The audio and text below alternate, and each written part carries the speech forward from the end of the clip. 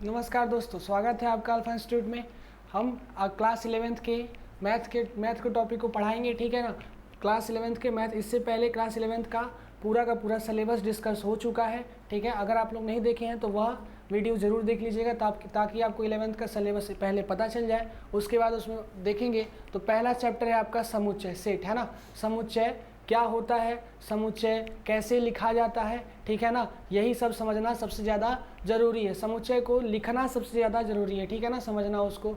जैसे कि समुच्चय का प्रयोग हम क्या प्रायिकता में, त्रिकोणमिति में, हर जगह करते हैं, ठीक है ना। त्रिकोणमिति, प्रायिकता, चाहे सांख्यिकी हो या फिर क्या निर्देशांक ज्यामिति हो, कहीं भी हम क्या करते हैं, समुच्चय का प्रयोग जरूर करते हैं। तो इसके बाबू त्रिकोणमिति को जब हल करना था तो उस समय एक साइंटिस्ट, गणितज्ञ थे जिन्होंने समुच्चय का निर्माण किया था, ठीक है ना। जॉर्ज कंटूर उनका नाम था, जॉर्ज कंटूर, जिन्होंने इसको बनाया था समुच्चय को। क्लियर। तो उस समुच्चय में आते हैं। अब देखते हैं कि समुच्चय होता क्या है बाबू। तो जैसे समझिए कि समुच्चय क्या होता है। जैसे कि अगर हम बात करें कि पांच ऐसे लोग मतलब 5 क्रिकेटर, 5 इंडियन क्रिकेटर की बात करें, मतलब 5 इंडियन क्रिकेटर। अगर बाबू ऐसा लिख दें, क्रिकेटर, CRIC, ठीक है ना, क्रिकेटर, है ना। 5 क्रिकेटर की बात करें तो वो, अगर हम बात करते हैं क्रिकेटर की, तो यहाँ ध्यान दीजिए कि अगर 5 क्रिकेटर की बात करें तो वो हम लोग क्या क्या बोल सकते हैं, ज़रा बताएंगे क्या क्या बोल सकते हैं। जैसे कि हम पहले बोलेंगे कौन, MS धोनी, है ना। दूसरा क्या बोलेंगे, विराट कोहली। क्लियर। तीसरा क्या बोलेंगे, गौतम गंभीर, कुछ भी बोल सकते हैं, समझ में आ रहा है, गौतम गंभीर। उसके बाद क्या बोल सकते हैं बाबू, रोहित शर्मा, कुछ भी बोल सकता है। उसके बाद KL राहुल, कुछ भी, है ना। अब वो 4 नाम 5 नाम लिए ना, ये 5 नाम अपने हिसाब से लिए। अगर बाबू दूसरे बच्चे को कहें कि बाबू तुम बताओ कि 5 क्रिकेटर क्या होंगे, तो वो क्या करेगा, पहले कुछ और किसी और को प्रीफर कर लेगा। किसी को भी प्रीफर, मान लीजिए कि वो पहले कर लेता है गांगुली, किसको कर लेता है, सौरव गांगुली को। किसको कर लेता है, सौरव गांगुली को। उसके बाद क्या कर लेता है बाबू, यहाँ पे कर लेता है सुनील गावस्कर। दोनों SG होगा, कोई दिक्कत नहीं है। सौरव गांगुली, ये सुनील गावस्कर। क्लियर ना। और कर लेता है कपिल देव, किसको कर लेता है वो, कपिल देव को, है ना। उसके बाद कहता है कि कार्तिक, एक कार्तिक को ले लीजिए, दिनेश कार्तिक, है ना। और उसके बाद कहें क्या, कितने हो गए, 1 2 3 4, लास्ट ले लीजिए 5, ठीक है ना। यहाँ कहते हैं आपको क्या बाबू, शिखर धवन। 5 नाम लिए ना।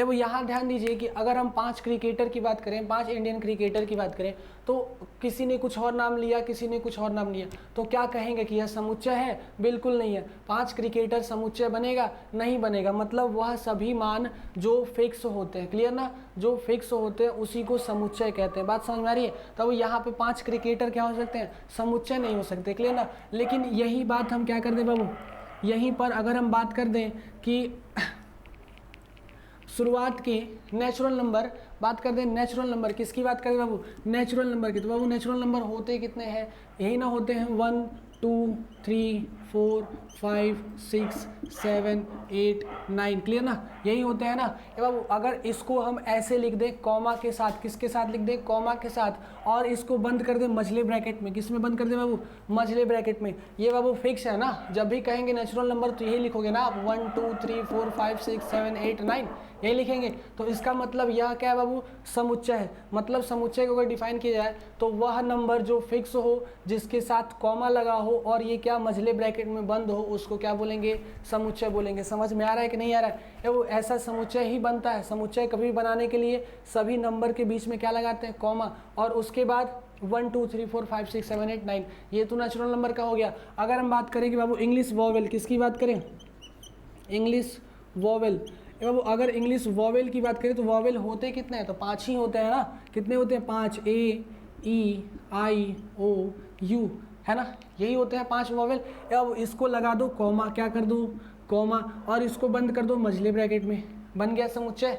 क्योंकि इसके अलावा तो वोवेल होते नहीं है, होते तो 5 ही हैं, A E I O U, clear. और इसको कॉमा के साथ मझले ब्रैकेट में बंद कर दें तो ये भी क्या कहलाएगा, समुच्चय कहलाएगा। बात समझ में आई। तो 5 वोवेल क्या कहलाएंगे, समुच्चय कहलाएंगे बाबू। अभी कभी भी किसी भी समुच्चय को हम डिनोट करते हैं कैपिटल से। मान लीजिए इसको क्या मान लेंगे, ए मान लेंगे, तो ये ए क्या होगा, ए क्या होगा, समुच्चय ऑफ, मतलब कि क्या, सेट ऑफ इंग्लिश वॉवेल। ए को क्या बोलेंगे बाबू, ए हमारा क्या हो जाएगा, ए हो जाएगा सेट ऑफ इंग्लिश वॉवेल। समझ में आया, set of English vowel, clear. अगर बाबू बात करें कि ये जो नेचुरल नंबर है n, तो इसको क्या बोलेंगे, सेट ऑफ नेचुरल नंबर। क्या बोलेंगे, सेट ऑफ नेचुरल नंबर। समझ में आ रहा है, तो ये क्या हो जाएगा, सेट ऑफ नेचुरल नंबर। ये क्या हो जाएगा, सेट ऑफ वॉवेल, है ना। अगर ऐसे ही एक दो और लेते हैं, एक दो और, जैसे कि मान लीजिए कि कोई भी ऐसा लेते हैं टर्म जो फिक्स हो, है ना। क्या ले सकते हैं, जैसे मान लीजिए कि हाँ, 9 से छोटे अभाज्य संख्या, 9 से छोटे अभाज्य संख्या। अगर बाबू कहे कि इसका समुच्चय बनाइए, किसका, 9 से छोटे अभाज्य संख्या का। समझ में आ रहा है। अब ये बताओ कि 9 से छोटे अभाज्य संख्या होते कितने हैं, क्या क्या हो सकते हैं। एक तो 2 होता है, एक भी अभाज्य, मान लीजिए कि एक भी अभाज्य है, 2 भी क्या है, समअभाज्य है कि नहीं बाबू। 3 क्या है, अभाज्य है। उसके बाद बाबू 4 भाज्य है, 5 क्या है, अभाज्य है। फिर बाबू 6 भाज्य है, 7 क्या है, अभाज्य है ना। और उसके बाद बस इतना ही ना है, 9 से नीचे चाहिए ना, 9 से छोटे अभाज्य संख्याएं। तो 9 से छोटे अभाज्य संख्याएं कितने हो गए, 1 2 3 और 5 और 7। एक बाबू एक्सेप्शन है कि अभाज्य संख्या है कि नहीं है, इसको इसी में लेते हैं अभाज्य संख्या में, है ना। 1 2 3 4, 1 2 3 5 7। एवं ये क्या होगा, नंबर ऑफ अभाज्य संख्या हो गया ना, मतलब सेट ऑफ अभाज्य, मतलब प्राइम नंबर कह सकते हैं क्या। तो इसको बोलेंगे क्या बाबू, अगर मझले ब्रैकेट में बंद कर दिए, साथ में कॉमा लगा दिए, तो ये क्या हो गया, number of set of prime number. समझ में आ रहा है। तो अगर मान लीजिए इसको डिनोट करते हैं, ऑलवेज इसको कैपिटल लेटर से डिनोट करेंगे, है ना। ऑलवेज क्या करेंगे, कैपिटल लेटर से। मान लीजिए ये प्राइम नंबर है, तो यहाँ क्या लिख देते हैं, पी।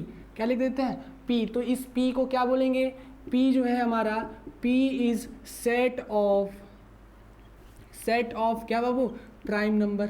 समझ में आ रहा है, प्राइम नंबर। इसका मतलब क्या कहेंगे कि यह जो P है वह अभाज्य संख्याओं का समुच्चय है। P अभाज्य संख्याओं का समुच्चय है, ठीक है ना। समझ में आ रहा है, P अभाज्य संख्याओं का समुच्चय है। समझ में आया। और ये बाबू P क्या है, P हमारा क्या है, natural number, sorry prime number, है ना। P प्राइम नंबर है ना। अब ये देखिए P कितना है, 1 2 3 5 7, 9 से छोटे अभाज्य संख्या फिक्स हो गया ना। इसके बाहर तो कोई अभाज्य संख्या होता नहीं है। तो वो ऐसा ही क्वेश्चन आपके किताब में दिया होगा NCERT में, है ना। तो बाबू 9 से छोटे 1 2 3 5 7। ऐसे ही अगर हम बात करें, क्या बात करें बाबू, इंटीजर्स की। कैसे बात करें बाबू, इंटीजर्स। पूछे कि इंटीजर बताइए, कि इंटीजर मतलब पूर्णांक, पूर्णांक अभाज्य संख्या है, सॉरी पूर्णांक सेट है कि नहीं है। एवं पूर्णांक की बात करते हैं तो पूर्णांक होते कितने प्रकार के हैं, 2 प्रकार के होते हैं, ठीक है ना। अगर हम बात करें कि पूर्णांक, इसको Z से डिनोट करते हैं, Z से। Z मतलब इंटीजर, इंटीजर मतलब पूर्णांक, क्लियर। अब वो पूर्णांक की बात करें कि यह बताइए सेट है तो कैसे होगा, क्लियर है। तो वो अगर पूर्णांक आ गया तो देखिए एक चीज़ बता दे रहे हैं, उसको याद रखिएगा। एवं वास्तविक संख्या, कुल मिला जुला के पूरा का पूरा गणित किस पे है, वास्तविक संख्या पे। वास्तविक संख्या मतलब रियल नंबर, किस पे बाबू, रियल नंबर। अब ये टूटता है 2 भागों में। कितने भागों में टूटता है, 2 भागों में। एक होता है विदाउट डेसिमल, क्या होता है, विदाउट डेसिमल मतलब दशमलव विहीन। और ये क्या होता है बाबू, विथ डेसिमल। क्या होता है, विथ डेसिमल। अगर बात करें विदाउट डेसिमल की, तो विदाउट डेसिमल कैसे हो सकता है, या तो वो 0 होगा, है ना, या तो वो क्या होगा, +1 +2 +3 डैश डैश डैश होगा, या क्या होगा, -1 -2 -3 डैश डैश डैश होगा। दिख रहा है, ये सब के सब क्या होंगे, सब के सब विदाउट डेसिमल होंगे ना। और अब ये सभी के विदाउट डेसिमल, इसी को बोलते हैं पूर्णांक। क्या बोलते हैं बाबू, पूर्णांक बोलते हैं। और इन्हीं पूर्णांकों में 2 तरह के पूर्णांक होते हैं, एक होता है धन पूर्णांक, एक होता है ऋण पूर्णांक। मतलब कि देखिए 0 से इस पर जाएंगे तो ये क्या हो जाएगा, धन पूर्णांक, मतलब Z+ होगा कि नहीं होगा, ठीक है ना, धन पूर्णांक। इसको किससे डिनोट करेंगे, Z+ से। और अगर जो 0 से नीचे जा रहा है उसको क्या बोलेंगे, ऋण पूर्णांक। क्या बोलेंगे बाबू, ऋण पूर्णांक। समझ में आ रहा है कि नहीं आ रहा है, ये धन पूर्णांक, ये ऋण पूर्णांक। तो मतलब कि विदाउट डेसिमल जो होता है वो 2 भागों में टूटता है। और वो यही तो नेचुरल नंबर भी हो जाता है, 1 2 3, है ना, नेचुरल नंबर हो जाता है। एवं अगर बात करें विथ डेसिमल, तो ये बाबू होता है 3 प्रकार के विथ डेसिमल। जैसे कि आपको क्या मिलेगा, कभी कभी ऐसा मिल जाएगा 1.12, कभी कभी ऐसा मिल जाएगा 1.131313 मिलता है ना, और कभी कभी क्या मिल जाएगा 1.3794 कुछ भी ले लीजिए, है ना, 215 ऐसे मिल जाए। तो वो यहाँ ध्यान दीजिए, ये फिक्स हो गया, ये क्या होगा, ये भी, ये देखिए बढ़ते जा रहा है ना, लेकिन 13131313 और ये क्या हो रहा है, लगातार बढ़ते जा रहा है, ये तो रुक भी नहीं रहा है। क्या हो रहा है 3794215। तो इसका मतलब बाबू इसको बोलते हैं टर्मिनेटिंग, क्या बोलते हैं बाबू, टर्मिनेटिंग, क्लियर है ना, शांत वैल्यू, क्या बोलते हैं बाबू, टर्मिनेटिंग, है ना, शांत मान। इसको भी क्या बोलते हैं बाबू, इसको बोलते हैं नॉन टर्मिनेटिंग, क्या बोलते हैं, नॉन टर्मिनेटिंग। और इसको भी क्या बोलते हैं बाबू, नॉन टर्मिनेटिंग। समझ में आ रहा है, नेटिंग, है ना। यहाँ ध्यान दीजिए कि ये टर्मिनेटिंग, ये नॉन टर्मिनेटिंग, ये भी नॉन टर्मिनेटिंग। अब इन दोनों को क्या बोलते हैं, एक और नाम आपको याद आ रहा होगा, इन दोनों को बोलते हैं रैशनल नंबर। क्या बोलते हैं बाबू, रैशनल नंबर। रैशनल नंबर मतलब परिमेय संख्या, क्या बाबू, परिमेय संख्या।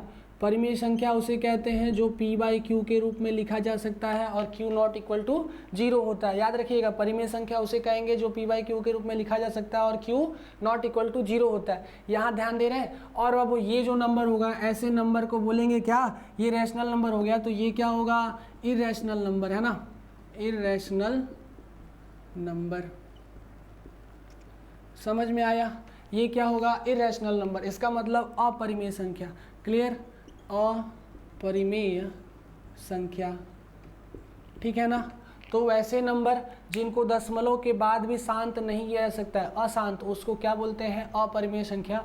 और वो लगातार जो है, जैसे रिपीटिंग है ना, तो और ये रिपीट भी ना करें, मतलब नॉन रिपीटिंग भी हो, ये नॉन टर्मिनेटिंग के साथ क्या हो, नॉन रिपीटिंग। ये क्या है, रिपीटिंग, और ये तो खत्म हो गया, ये तो टर्मिनेटिंग है ना, ये शांत तो है। ले, बात समझ में आ गई। तो जो शांत होंगे और एक अशांत वाला क्या कहलाएगा, परिमेय संख्या। ये क्या कहलाएगा, अपरिमेय संख्या। बाबू हमें क्या निकालना है, जेड। तो अगर हमें जेड, देखिए जेड कितने प्रकार के यहाँ आ जाते हैं, रियल नंबर में आ जाते हैं। तो ये जेड प्लस और जेड माइनस, इसका मतलब जेड क्या होता है, एक धन पूर्णांक भी होता है और क्या होता है, एक ऋण पूर्णांक भी होता है। समझ में आता है। अब वो धन पूर्णांक को कैसे लिख सकते हैं, ये होता है 1 2 3 डैश डैश डैश, कहाँ तक चला जाता है वो, इन्फिनिटी तक, लेकिन फिक्स होता है ना, 1 2 3 dash dash dash infinity fix होता है। और अब ये कहाँ से शुरू होता है, dash dash dash minus infinity से शुरू होता है, -1 -2 -3। अगर बाबू ऐसा इंटीजर दिखे तो इसे क्या बोलेंगे, ऋण पूर्णांक, और ऐसा इंटीजर दिखे तो इसे क्या बोलेंगे, धन पूर्णांक। एवं ये बताओ कि ये दोनों के दोनों सेट है कि नहीं है, तो बिल्कुल सेट है, क्योंकि सेट इसलिए है, समुच्चय इसलिए है क्योंकि ये फिक्स है ना, फिक्स नंबर है ना। 1 के बाद 2 आएगा, 2 के बाद 3 आएगा, 3 के बाद 4 आएगा, डैश डैश डैश इनफाइनाइट आएगा। क्लियर। और इधर क्या आएगा, -1 आएगा, -2 आएगा, -3 आएगा, डैश डैश डैश इनफाइनाइट आएगा, है ना। तो ऐसे फंक्शंस को क्या बोलते हैं, है ना, नॉन धन पूर्णांक और ऋण पूर्णांक। ठीक है।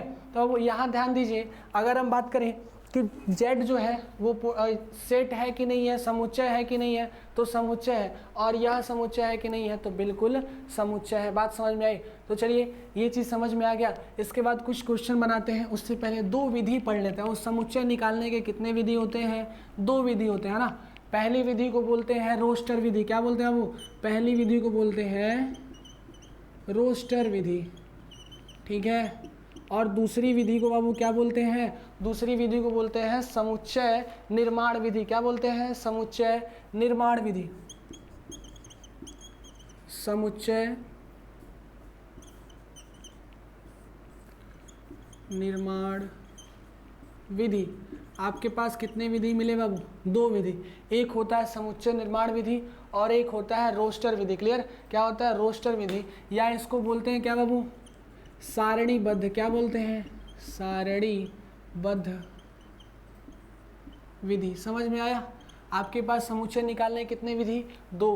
पहला क्या होगा, रोस्टर विधि, दूसरा क्या होगा, समुच्चय निर्माण विधि। अब इन दोनों को समझ लेते हैं कि दोनों कैसे होते हैं, रोस्टर विधि और समुच्चय निर्माण विधि। समझ में आ रहा है, रोस्टर विधि और समुच्चय निर्माण विधि। अगर बात बाबू, अगर ध्यान दीजिए, कहीं ऐसा क्वेश्चन दे दे, ऐसे क्वेश्चन दे दे जो कि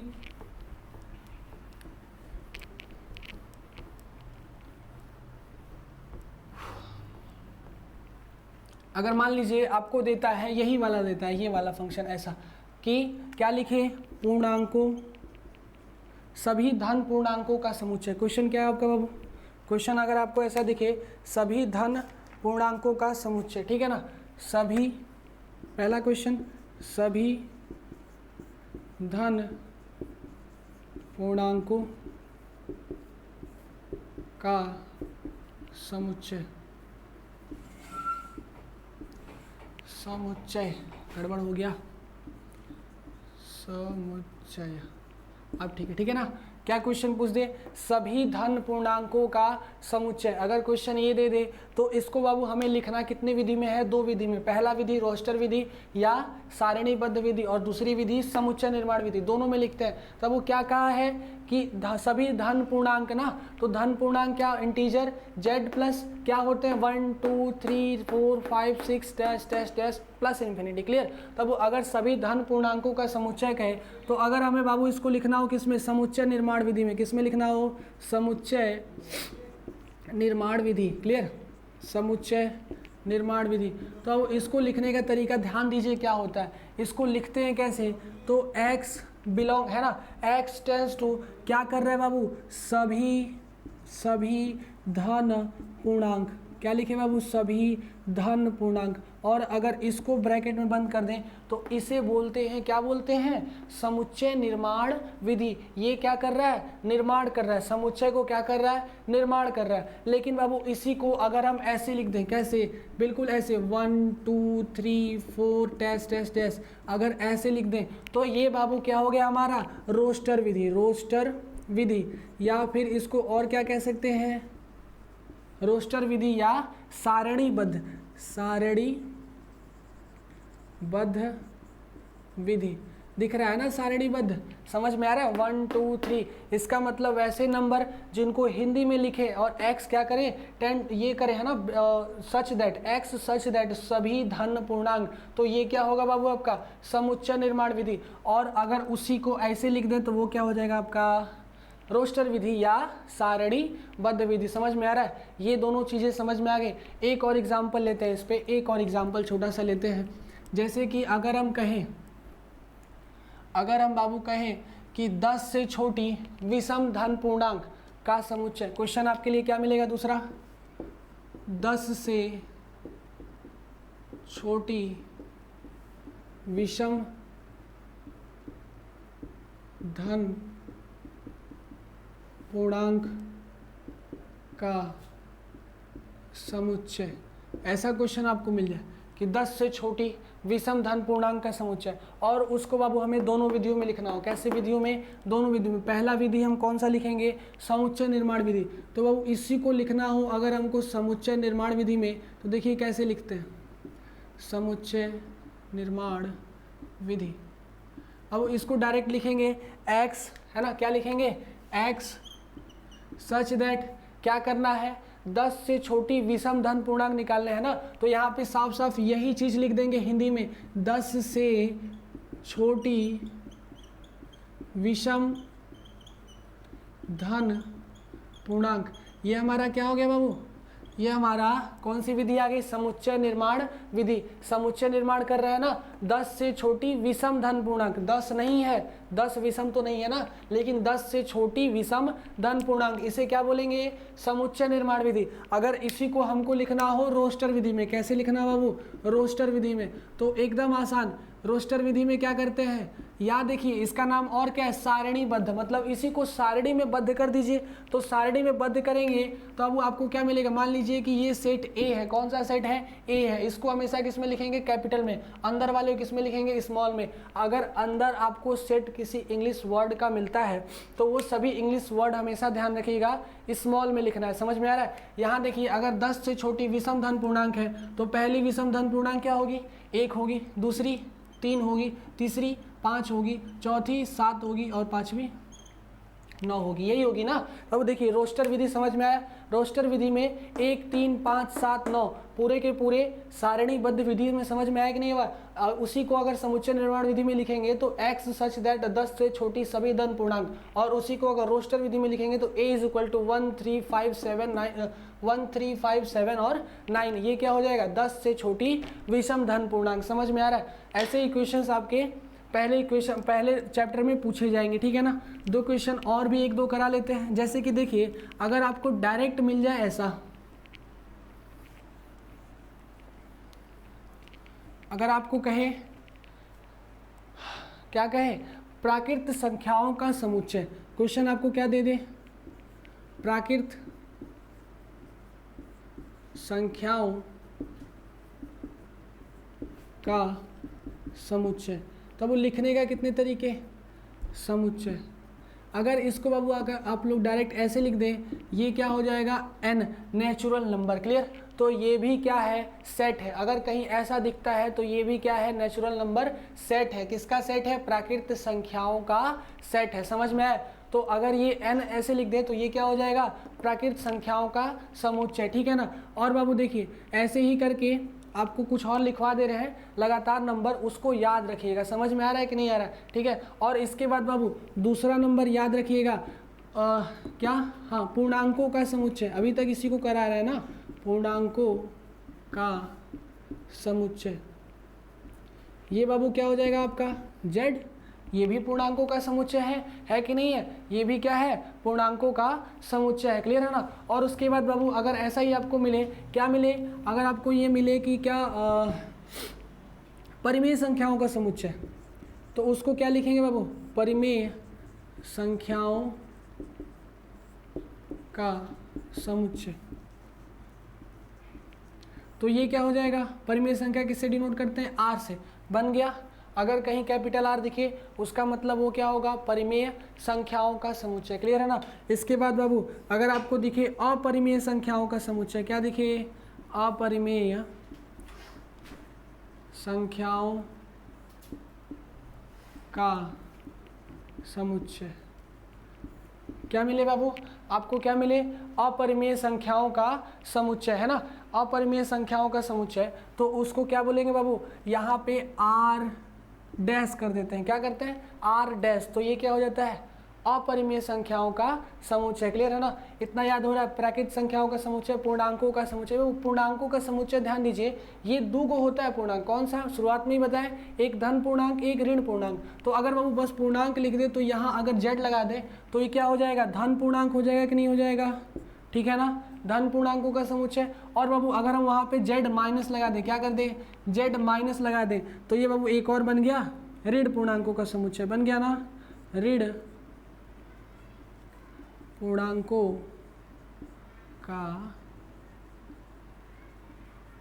समुच्चय। समझ में आ रहा है। ये क्या हो जाएगा आपका, ऋण पूर्णांकों का समुच्चय। समझ में आया। चलिए इतना नोट कर लीजिएगा। इसके बाद हम लोग क्या करते हैं, एक्सरसाइज के क्वेश्चन बनाते हैं, एनसीईआरटी के एक्सरसाइज के क्वेश्चन बनाते हैं। समुच्चय समझ में आया। समुच्चय किसे कहेंगे, दो विधि से समुच्चय बना सकते हैं, एक समुच्चय निर्माण विधि और दूसरा रोस्टर विधि। रोस्टर विधि मतलब सारणीबद्ध विधि, जिसको पूरी की पूरी सारणीबद्ध तरीके से लिख सकते हैं उसको बोलेंगे रोस्टर विधि। और जो ऐसे हिंदी में लिखे जाए x सच दैट 10 से छोटी विषम धन पूर्णांक संख्या, तो इसको बोलेंगे सारणी, क्या, समुच्चय निर्माण विधि। समझ में आया। तो चलिए इसके बाद हम लोग एक्सरसाइज शुरू करते हैं।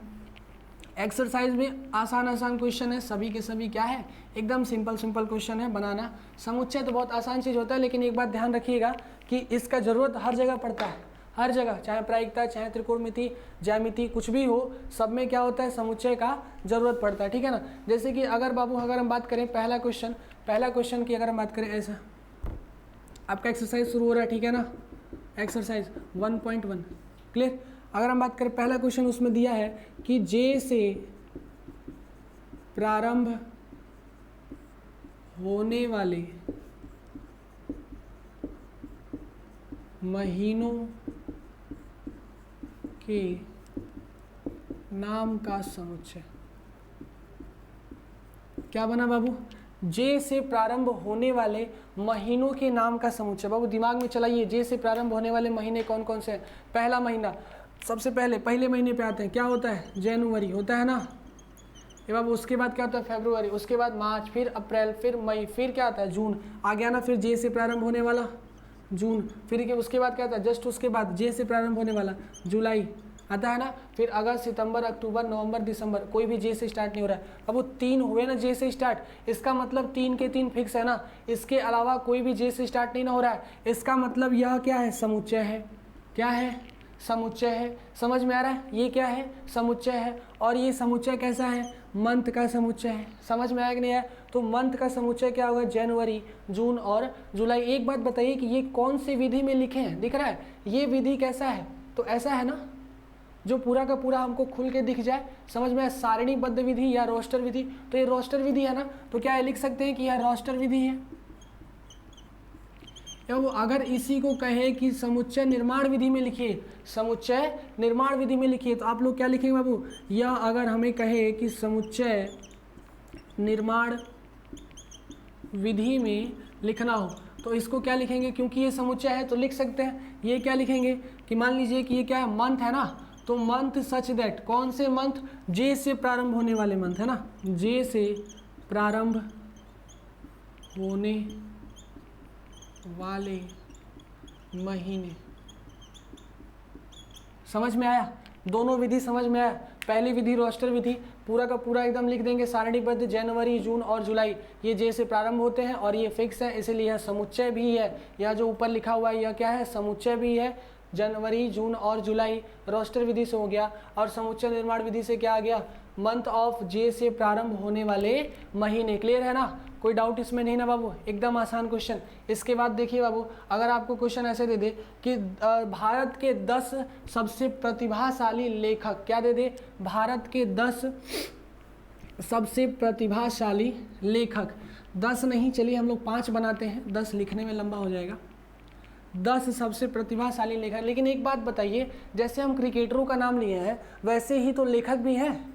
जैसे क्रिकेटर का नाम लिए कि 5 क्रिकेटर अगर आपको फिक्स करके देने हो तो क्या आप दे सकते हैं, नहीं दे सकते हैं। वैसे ही अगर आपको कहे कि 5 लेखक या क्या 5 या 10 लेखक, 10 लेखक को कह दें कि 10 लेखक को समुच्चय में बैठाइए, तो क्या बैठा देंगे, नहीं बैठा पाएंगे ना, क्योंकि 10 लेखक, बहुत सारे लेखक हैं हिंदुस्तान में, क्या रामधारी सिंह दिनकर है ना, बहुत सारे लेखक हैं, और वो मैथिली शरण गुप्त है ना, बहुत सारे अच्छे लेखक है यार, है ना। हिंदी को बहुत दिन हो गया छोड़े, तो इसलिए लेखक ज़्यादा नाम याद नहीं आ रहे हैं, लेकिन लेखक तो है ना। क्लियर, समझ में आ रहा है, तो ये क्या समुच्चय है। अगर हम ऐसे लिख दें कि भारत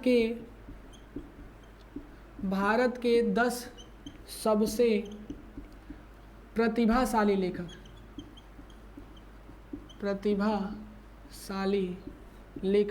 तो क्या वो इसका समुच्चय बनेगा, इसका समुच्चय बनेगा क्या, नहीं बनेगा ना। 10 सबसे प्रतिभाशाली लेखक फिक्स तो है नहीं, अतः क्या लिखेंगे, अतः यह क्या है बाबू, यह समुच्चय नहीं है। समझ में आया कि नहीं है बाबू, यह समुच्चय है क्या, नहीं है, क्योंकि 10 प्रतिभाशाली लेखक को हम खोज सकते हैं क्या, नहीं खोज सकते, है ना। अपने हिसाब से सब प्रतिभाशाली हैं, जितने हमारे भारत में लेखक बने या कवि बने, सभी बहुत अच्छे, गुणवान और बहुत अच्छे दिमाग के धनी थे, है ना। तो उनको क्या 10 सबसे प्रतिभाशाली लेखक उसमें से छांट सकते हैं, नहीं छांट सकते, इसीलिए यह क्या है, समुच्चय नहीं है बाबू। इसके बाद आपका अगला क्वेश्चन है कि विश्व के सर्वश्रेष्ठ 11 बल्लेबाजों का संग्रह, ये बताइए ये समुच्चय है क्या, आप खुद बताइए। 11 सर्वश्रेष्ठ बल्लेबाजों का संग्रह, बिल्कुल नहीं है। 11 सर्वश्रेष्ठ बल्लेबाज क्या 83 में नहीं थे जो वर्ल्ड कप जीता है, क्या 2011 में नहीं थे जो वर्ल्ड कप जीता है, तो वो सब सर्वश्रेष्ठ ही तो थे। तो भारत के सर्वश्रेष्ठ बल्लेबाज तो 2 बार आ गए, तो क्या वो समुच्चय बना, नहीं बना, बिल्कुल नहीं बना। तो हम क्या बोलेंगे कि तीसरा भी हमारा समुच्चय नहीं है। अगर बात करें कि आपकी कक्षा जिस स्कूल में पढ़ते हैं उस कक्षा में बालकों की क्या, बालकों का संग्रह, तो ये बताइए कि बालकों का संग्रह बना सकते हैं, आपकी कक्षा में पढ़ने वाले बालकों का संग्रह बना सकते हैं क्या, वो फिक्स होते हैं, बिल्कुल फिक्स होते हैं, तो उनका समुच्चय होता है ना। जैसे 10 बच्चे पढ़ रहे हैं तो वो 10 ही पढ़ेंगे, है ना, रोज 11, 12, 13 नहीं होंगे। क्लियर, तो वो बालकों का जो समुच्चय होगा वह समुच्चय होगा। क्लियर है ना। उसके बाद वो अच्छा क्वेश्चन है कि 10 से कम सभी प्राकृत संख्याओं का संग्रह, क्या कहे बाबू, 100 से कम, सॉरी 100 से कम सभी प्राकृत संख्याओं का संग्रह। क्वेश्चन क्या बना आपका बाबू, 100 से कम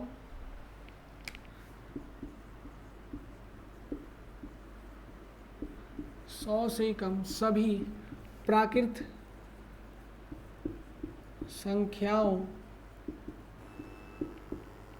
का संग्रह। ये बताइए 100 से कम सभी प्राकृत संख्या फिक्स है कि नहीं है? फिक्स है कि नहीं है? तो क्या बाबू इसका अगर हम हल करें तो क्या लिख सकते हैं? अगर हमको रोस्टर विधि में ना लिखना हो, क्योंकि रोस्टर विधि में बहुत लंबा चला जाएगा, इसको किस में लिखेंगे? समुच्चय निर्माण विधि में लिख सकते हैं ना। तब इसको क्या करेंगे? नेचुरल नंबर से। तो नेचुरल नंबर टेंड करा दे, किसको टेंड करा दे? 100 से कम सभी प्राकृत संख्या। होता है कि नहीं होता है? ए बाबू ये फिक्स है कि नहीं है? बिल्कुल फिक्स है। और यदि ये फिक्स है तो यह क्या समुच्चय है? बिल्कुल है, समुच्चय है ना। तो यह समुच्चय है। क्या है बाबू? यह समुच्चय है। तो हम क्या बोलेंगे? 100 से कम सभी प्राकृत संख्याओं का संग्रह एक समुच्चय होगा, है ना। 1 2 3 4 5 6 7 8 ऐसे ही बढ़ते चलिए, सभी के सभी क्या होंगे? प्राकृत संख्याएं। क्लियर है ना। और बाबू इसके बाद बाबू दिया है कि सभी समधन पूर्णांकों का संग्रह, ये समुच्चय है कि नहीं है? सभी समधन पूर्णांकों का समुच्चय। समधन पूर्णांक क्या बोला? सम धन पूर्णांक। तो धन पूर्णांक हम आपको बहुत अच्छे से बता दिए हैं। क्या होता है धन पूर्णांक? बाबू जो जीरो के उस पार हो, 1 2 3 4 5 6 7 8, है ना, ये सब धन पूर्णांक है। तो इसको अगर हमें लिखना हो तो ए सच दैट क्या लिखेंगे? धन पूर्णांक है ना, जेड प्लस लिखेंगे। और ये क्या सच दैट करेगा? सभी धन पूर्णांक। अतः बाबू यह क्या है? समुच्चय है ना। ये क्या है बाबू? समुच्चय। समझ में आ रहा है? समुच्चय है। कैसा समुच्चय? फिक्स समुच्चय, सभी धन पूर्णांकों का समुच्चय। इसको हम रोस्टर विधि में क्या आप लिख सकते हैं? बिल्कुल ऐसे देखिए 2 4 6 8 डैश डैश डैश। क्या ये धन पूर्णांक नहीं है? क्या ये रोस्टर विधि नहीं है? बिल्कुल है। समझ में आ रहा है? तो रोस्टर विधि में 2 4 6 8 ये सब लिख सकते हैं ना, सभी धन पूर्णांक। बात समझ में आई? तो यह भी क्या है? एक समुच्चय है। क्लियर? यह क्या है बाबू? एक समुच्चय है। इसके बाद बाबू इसमें और सब क्वेश्चन है, आसान आसान क्वेश्चन है ना, इसको बनाते चलिएगा। आज का लेक्चर यहीं पे ख़त्म करते हैं, फिर इसके बाद समुच्चय हम लोग स्टार्ट करेंगे, है ना। इस यहीं से जहाँ से ख़त्म किए यहीं से शुरू करेंगे। 1 2 या 3 लेक्चर तक समुच्चय ख़त्म कर दिया जाएगा। ठीक है, धन्यवाद।